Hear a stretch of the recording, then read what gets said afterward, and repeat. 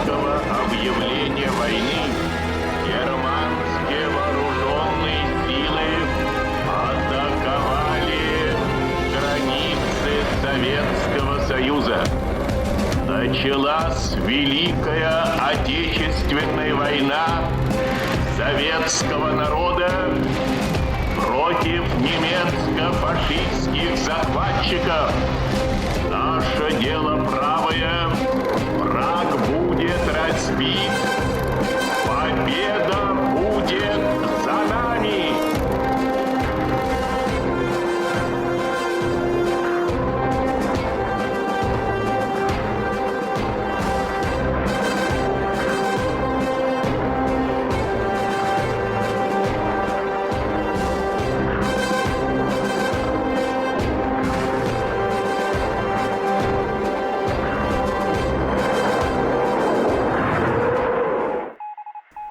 The Eastern Front, Episode 4, The First Week in the North, Part 3, Raseiniai.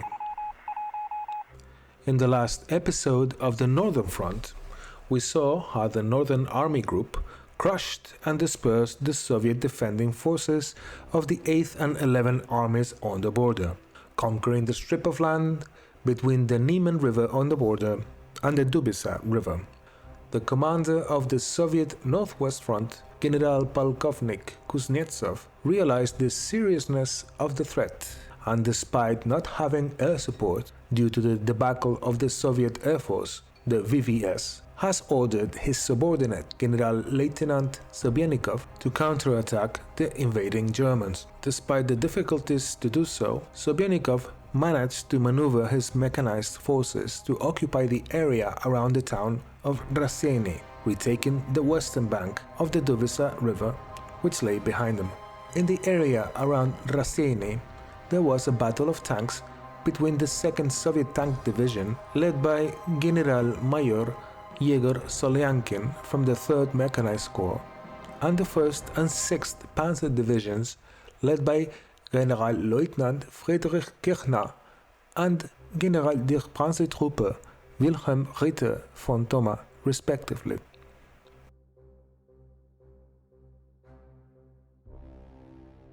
Sobennikov's target was spread out. The 1st Panzer Division had fought its way through Tauragé, where the Soviet forces had turned every building into a small fort. By the evening of the 23rd of June, and with the assistance of the Brandenburger's Wach Company, 1st Panzer Division captured a critical 300-yard-long railroad bridge at Tituvienei. To the southeast, the 6th Panzer Division outran its logistical support on the first day and desperately needed ammunition. The division failed to achieve its initial mission, another crossing on the Dubisa River, and now assumed an eagle or a hedgehog or all-round defensive position defense near the town of Raseiniai, as over 100 Red Army tanks struck. Its motorcycle infantry battalion survived barely 20 minutes. General Reinhardt sensed danger and ordered the 1st Panzer to halt and turn east and southeast in support. Panzers and KV-1s engaged in combat at ranges of only 30 to 60 yards or 50 meters. From the west, Sobennikov brought the 12th Mechanized Corps with its 23rd and 28th Tank Divisions and the 202nd Motorized Division, but the 12th Mechanized Corps was slow and did not coordinate with Solyankin's 2nd Tank Division as it was desired. The Soviet 2nd Tank Division had come from the east and was stationed around Raseiniai, and according to the Soviet report, I quote, "Fighting began in the morning. The 3rd and 4th Tank Regiments were put in order after a long and difficult march. Soon, the left flank of the division was bypassed by enemy tanks. 6 tanks of the 3rd Regiment were sent to the dangerous area. They drove the Germans back, knocking out 2 tanks as the rest retreated. Now, judging by the description of this battle, these were KV heavy tanks. The 2nd Tank Division began its offensive at noon with short strikes, moving 3 to 4 kilometers, operating in the first echelon. Then the tank regiments stopped, waiting for the supporting motorized infantry. The width of the division's offensive did not exceed 10 kilometers at any time, which led to a high density of tanks in the first line. As one of the participants in those events recalled, the tanks were moving packed so tightly that almost every shell fired from German anti-tank guns reached its target. A particularly hard battle happened at Scoutville between the 2nd Tank Division and the approaching German reinforcements of the 114th Motorized Regiment, reinforced by 2 artillery divisions and about 100 tanks.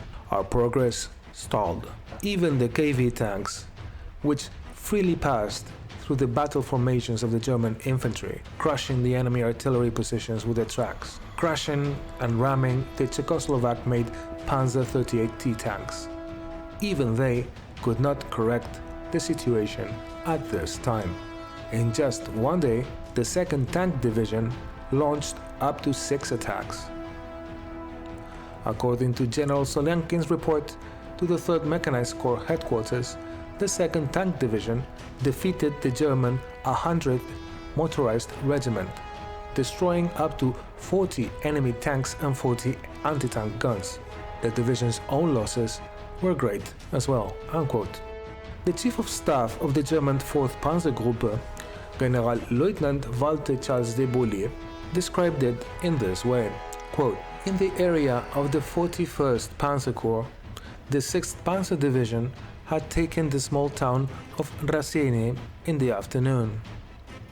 The Russians launched a tank attack, supported by artillery and cavalry, against the town from the east and northeast, but we managed to repel them towards 5 p.m. Parts of the 6th Panzer Division pursued the fleeing Russians, and by the late evening they had been able to establish a small bridgehead over the Dubisa River. Further north, the 2 battle groups of the 1st Panzer Division had succeeded in creating bridgeheads over the river before nightfall, one near Liduviene and the other 10 kilometers to the north." Unquote.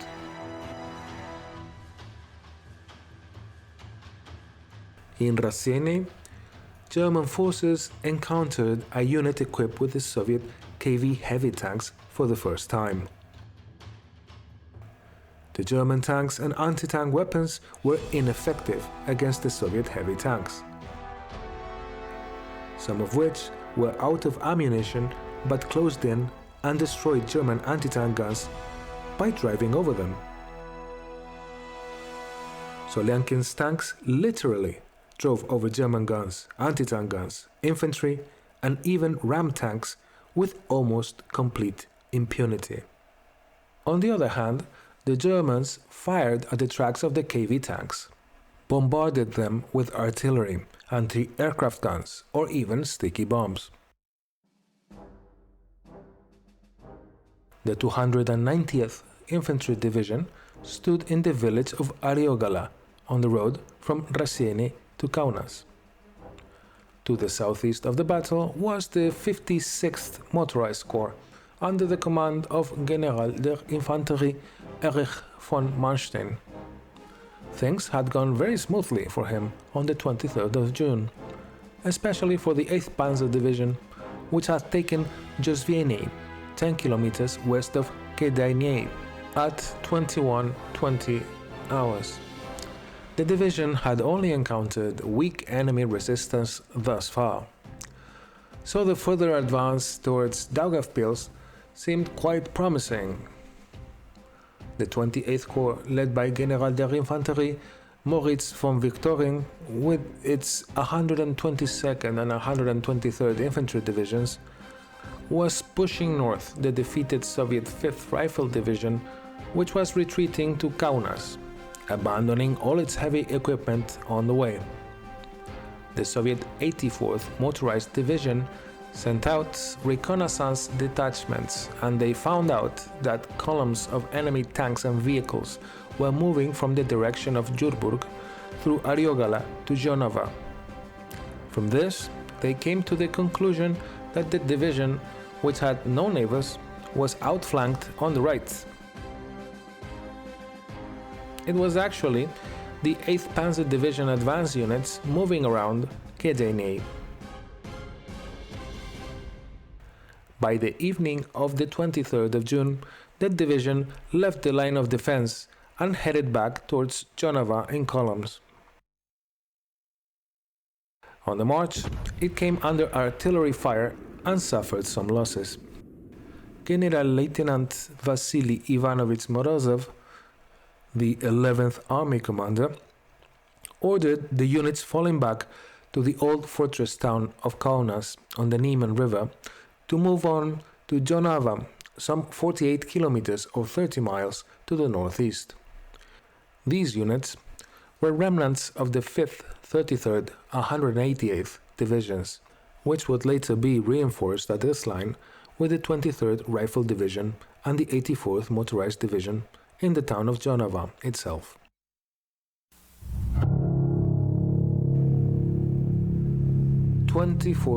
of June. General-Major Solyankin attacks. Back to the fighting in Raseiniai. Aerial reconnaissance by the Luftwaffe identified up to 350 tanks.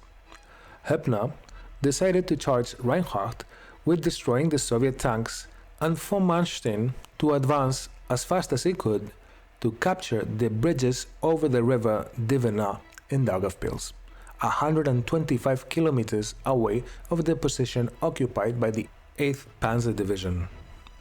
The Soviet 12th Mechanized Corps joined in the fight on the western side of the battle, near the town of Skautville, and to the north, where the tanks attacked elements of the 11th Infantry Corps and the 1st Panzer Division. General-Major Solyankin maneuvered 51 KV-1 and KV-2 heavy tanks of his 2nd Tank Division of the 3rd Mechanized Corps to intercept the 6th Panzer Division at Raseiniai. He pushed back the German 290th Infantry Division up to 10 kilometers, and he reported at 19:30 hours, and I quote, "Throughout all hostilities, we cannot see any friendly planes at all. The enemy is bombing all the time. I ask you for air cover in Skautville," unquote. And to make the situation even worse for the Soviets, Solyankin also ran out of fuel on this day. The 41st Panzer Corps battled hard to save its spearhead. With its Panzerkampfwagen 35Ts, the 6th Panzer Division appeared isolated and overwhelmed. The Soviet 2nd Tank Division smashed its 114th Motorized Infantry Regiment, crushing vehicles and mutilating German wounded. For the first time in the accompanying infantry divisions, the cry went out, "Panzerjäger to the front!" The Germans, in the words of General-Leutnant Walter Charles de Beaulieu, saw it this way, and I quote, "On the morning of the 24th of June, things appeared to be less favorable. In the face of a powerful Russian tank attack, we had been compelled to abandon the small Dubisa bridgehead early in the morning. On the other hand, the advance of both battle groups of the 1st Panzer Division for the north still continued unabated. The weak enemy forces here possessed no tanks and had to fall back to the east. Meanwhile, the 269th Infantry Division moved from its resting area 15 kilometers west of Raseiniai towards Betigala via Raseiniai, so as to be able to exert some sort of influence on the Dubisa River by the afternoon.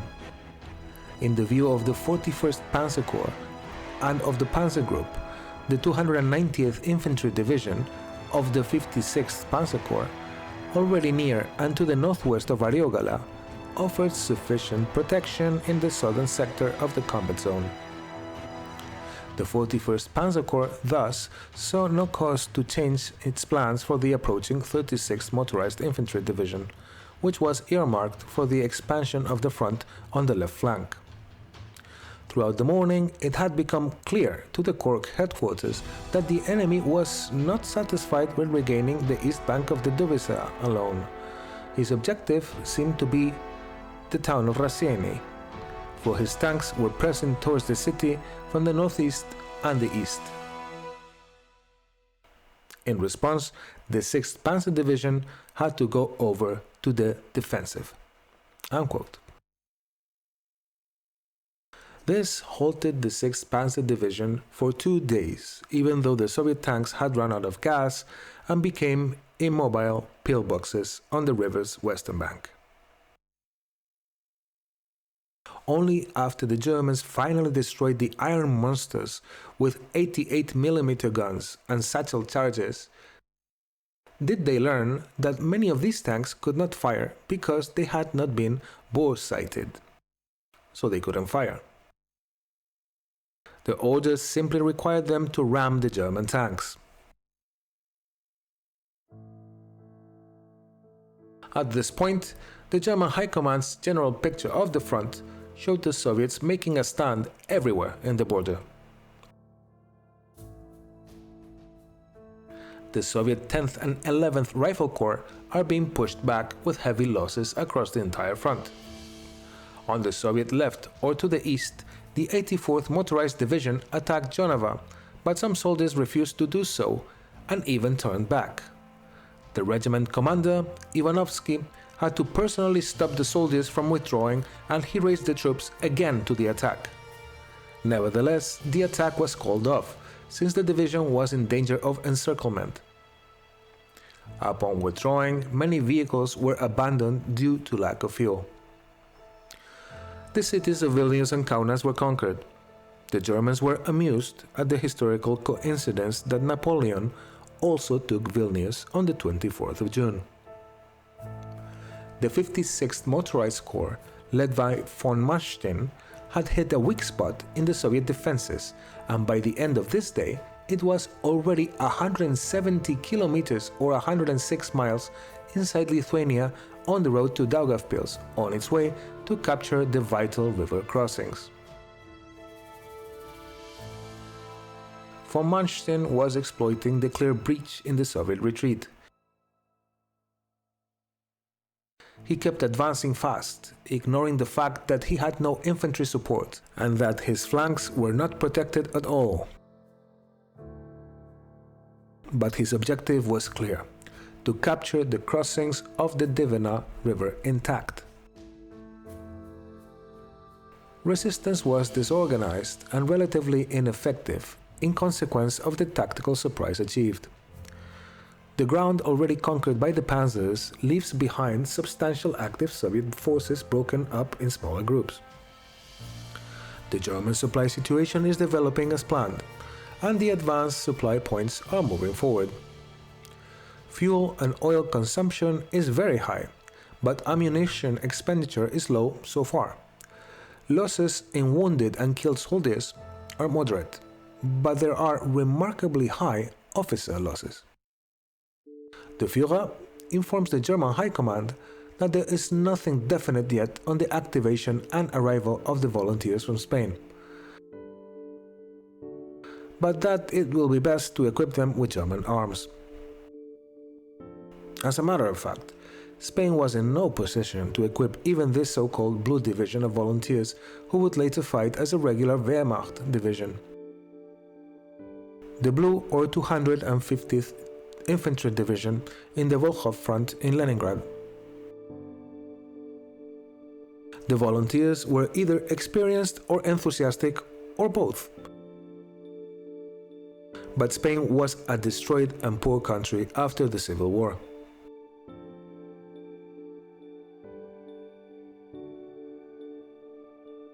On this day, Sweden allowed for the German 163rd Division to transit through Swedish territory on the way to Finland. German planes could also fly through Sweden, and Russian planes would be fired at.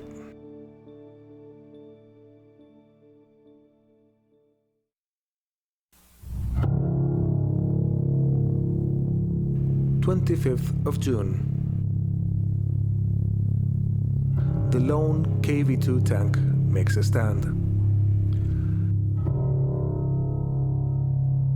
The Soviet Air Force attacked several Finnish airfields on this day, hoping to destroy Luftwaffe aircraft believed to be stationed there. General-Major Alexander Novikov launched up to 263 bombers and 224 fighters against the surprised Germans, but poor intelligence limited the effects of this attack.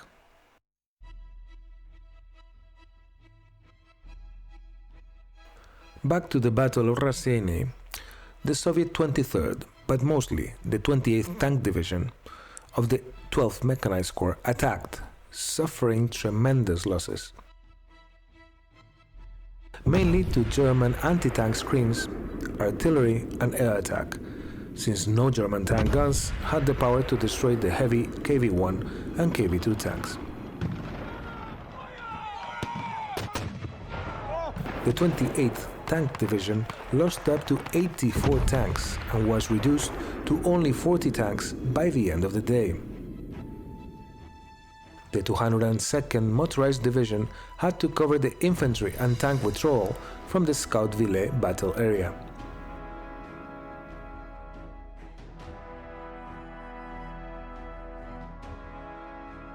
The 25th was the critical day of the armor battle. In this day, Soviet tanks and infantry ambushed the 1st Panzer Division's command post, where General Kirchner and his staff defended themselves with their individual weapons. However, Kuznetsov forfeited mass and concentration by ordering his mechanized formations to, quote, operate in small columns to avoid enemy aircraft, unquote. The 1st Panzer Division made slow progress through the sand and moorland, but soon arrived to help the beleaguered 6th Panzer Division. Together now, these two units averted the crisis and actually trapped much of the 3rd Mechanized Corps. The 12th Mechanized Corps was destroyed soon after.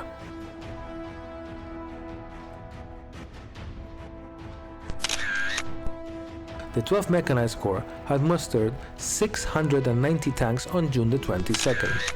A week later, it counted only 50 operational tanks, less than 10%.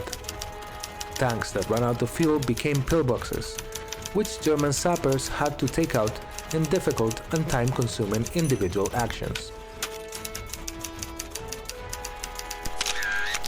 Fliegerkorps 1 alone claimed over 200 tanks destroyed on the Raseiniai battlefield. The author David Glantz considers the Soviet 28th Tank Division's losses of 198 out of 220 tanks to be typical of this time.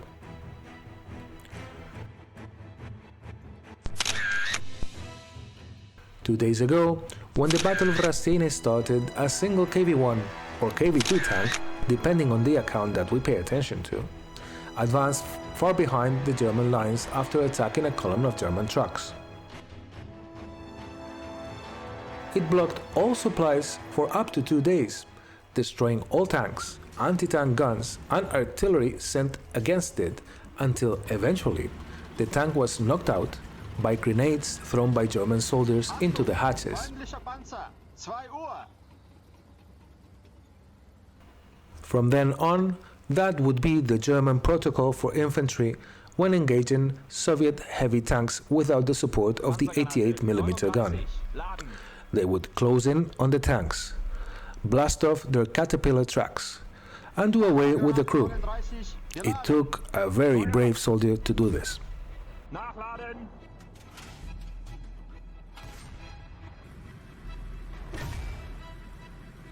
As Generalleutnant Walter Charles de Bollier described it, quote, as will be seen, a major crisis was to arise from our combat troops.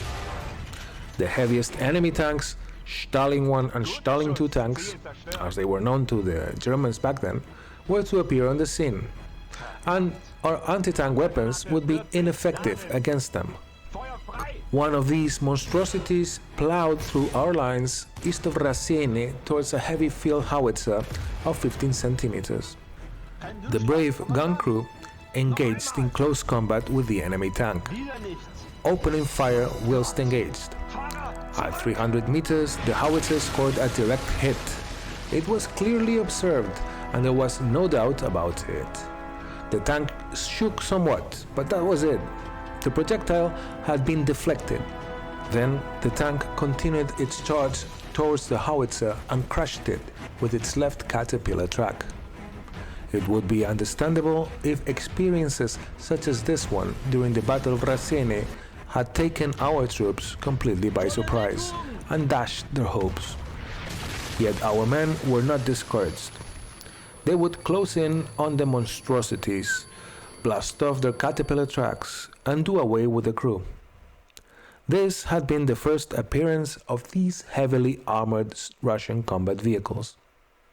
On the following afternoon, a commission from the Army Weapons Agency came to thoroughly examine one of these disabled tanks, but our anti-tank weapons were unable to penetrate its exceptionally strong armor.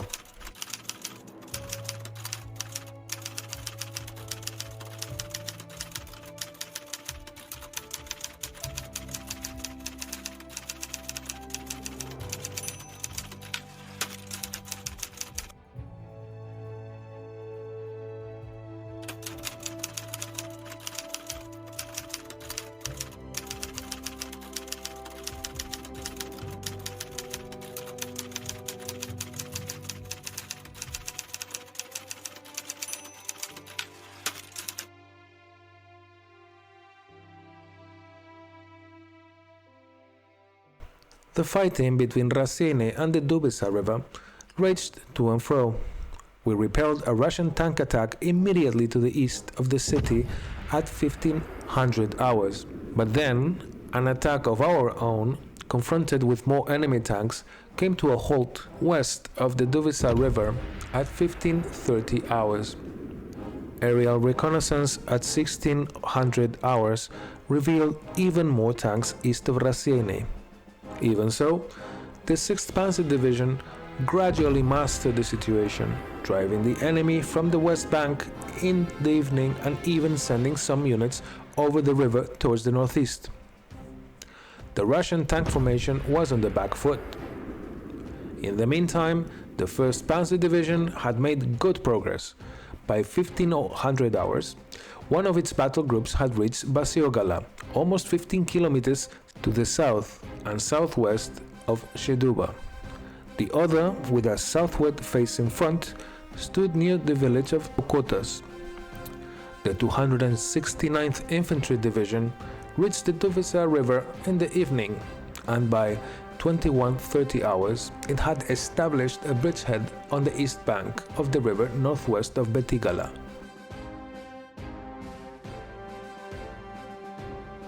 On the heights of the west of Betigala, the division made contact with the left wing of the 290th Infantry Division. Solyankin's Soviet 2nd Tank Division, without fuel and almost no ammunition, was surrounded.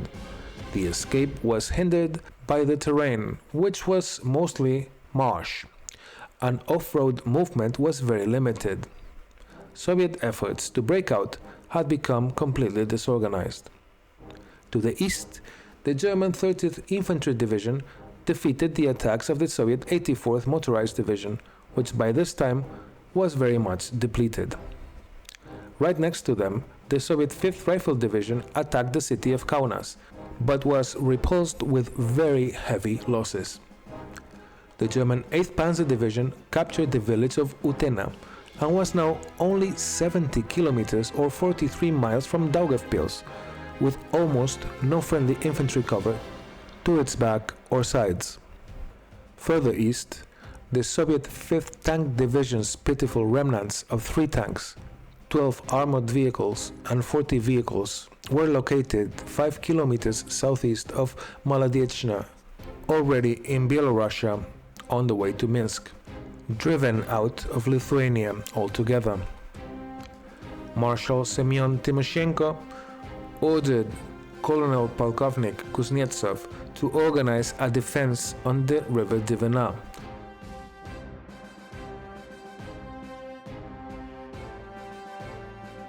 by deploying the 8th Army on the right bank of the river from Riga to Livani, while the 11th Army would defend the Livani-Kraslava sector.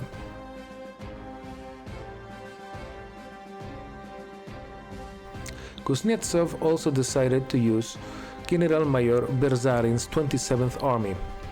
Berzarin was to pull his troops off the Huma and Sarema islands and out of Riga and bring them to Daugavpils. At the same time, the Soviet High Command, the Stavka, released General-Major Lelushenko 21st Mechanized Corps from the Moscow Military District to cooperate with the 27th Army. Lelushenko had a total of 98 tanks and 129 guns.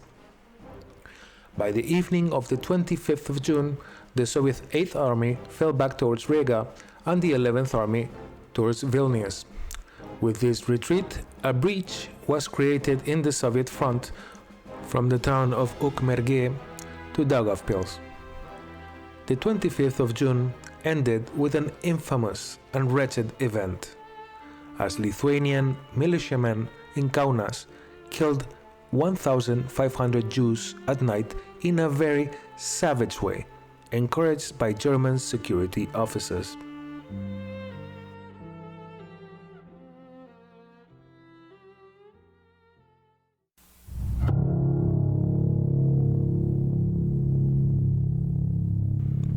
"26th of June, the death of General-Major Solyankin.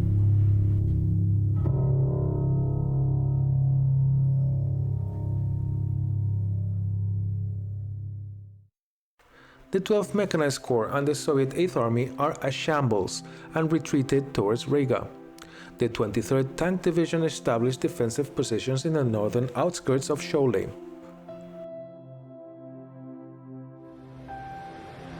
German air attack is constant, and many more vehicles are lost to the Stukas. The German High Command estimated that the Soviet Air Force had 300 planes in Army Group North Theater. German reconnaissance planes detected a very large retrograde rail movement from the town of Šiauliai to Riga as new evidence that the Soviets were swinging their entire front back to a new defensive position. The 41st Panzer Corps 1st Panzer Division and the 36th Motorized Infantry and following infantry divisions had cut through the rear of the Soviet Mechanized Corps and linked up, encircling the Soviet 2nd Tank Division altogether. The Battle of Raseiniai ended today with the death of General-Major Solyankin and the total and utter destruction of its 2nd Tank Division. Most of the Russian tanks were out of fuel and were easy targets for the German anti-tank and 88mm gun crews.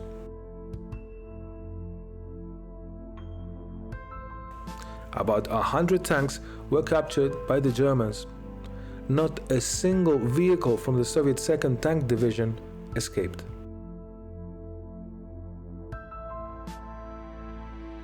By noon, the headquarters of the 41st Panzer Corps was able to report the capture or destruction of 186 tanks, of which 29 were the super heavy KV-2 tanks, 77 artillery pieces, 23 anti-tank guns, approximately 600 trucks and cars, as well as a variety of equipment and weaponry.